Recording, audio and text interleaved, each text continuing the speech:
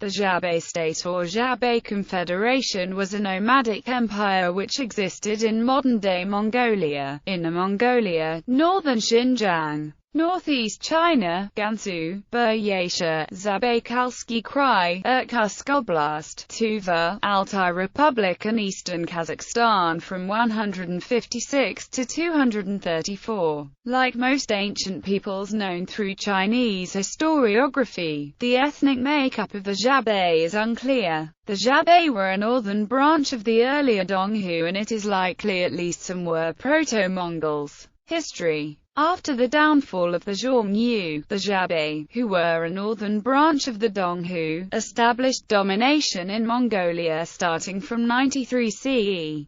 From the middle of the 1st century, the nomadic tribes that replaced the Xiongnu in Mongolia were collectively called the Xianbei.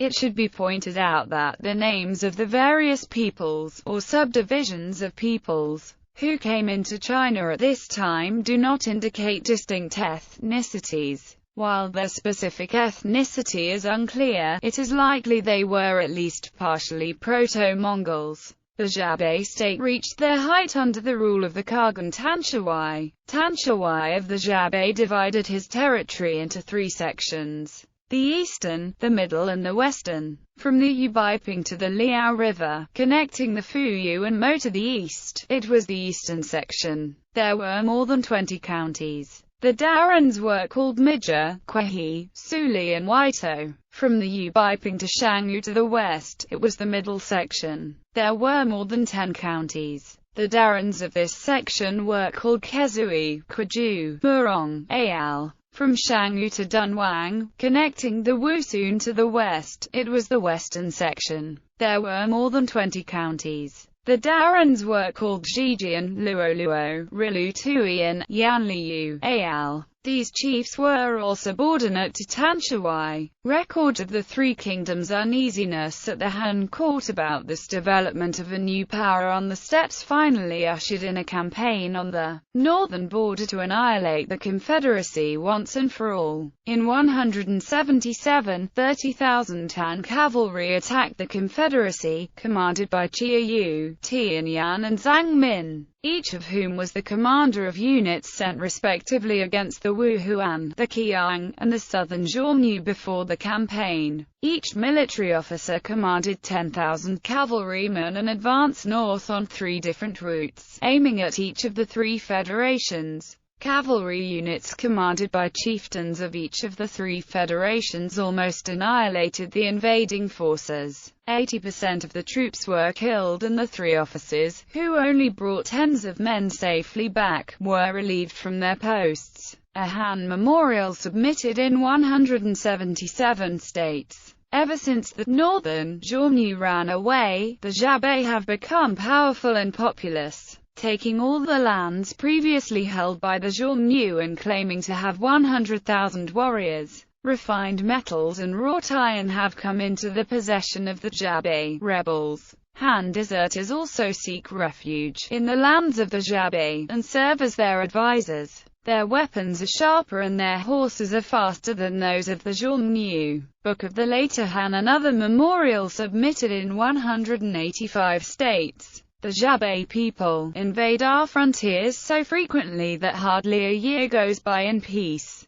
and it is only when the trading season arrives that they come forward in submission. But in so doing they are only bent on gaining precious Chinese goods. It is not because they respect Chinese power or are grateful for Chinese generosity. As soon as they obtain all they possibly can from trade, they turn in the tracks to start wreaking damage. Book of the Later Han. Tanshihuai died in 181 at the age of 40. The Xianbei state of Tanshihuai fragmented following the fall of Budugan, who was the younger brother of Kuitua. Kuito was the nephew of Tanshihuai's incapable son and successor Helian. The economic base of the Xianbei was animal husbandry combined with agricultural practice. They were the first to develop the Khanate system, in which formation of social classes deepened, and developments also occurred in their literacy, arts and culture. They used a zodiac calendar and favored song and music. Tengrism was the main religion among the Xianbei people. After they lost control over Mongolia, the descendants in North China later became fully versed in Chinese cultural traditions. In 235, Khiruge, the state that succeeded the Eastern Han in North China, assassinated the last Khagan of the Xianbei, Kebaneng, and caused the disintegration of the Xianbei state. After the fall of the last Khans, Budugan and Kebaneng, in 234, the Xianbei state began to split into a number of smaller or independent domains. The 3rd century saw both the fragmentation of the Xianbei state in 235 and the branching out of the various Xianbei tribes later to establish significant empires of their own. The most prominent branches were the Murong, Tuoba, Khitan people, Shiwei and Rouran Khaganate. Xianbei peoples subsequently pushed their way inside the Great Wall of China and established an extensive presence in the 16 kingdoms. Northern dynasties, all through the Sui and Tang dynasties. The Khitan people, who founded the Liao dynasty in China proper, were included among the Yuan Xianbei of southern Mongolia, who had earlier founded the Western Wei and Northern Zhou of the northern dynasties in North China in opposition to the southern dynasties founded by the Chinese in South China. Khitan-ruled Liao China gave rise to the use of Cathay as a name for China in the Persianate world and medieval Europe. This same term is an archaism for the Western world in Standard Chinese. The Mongols derived their ancestry from the Mengwu Shiwei of northern Manchuria and northeastern Mongolia, where Shiwei is a variant transcription for Xianbei. Rulers: Bianhe, Yuchopan, Sijikian, Tanshihuai, Helian, Kuito, Budugan,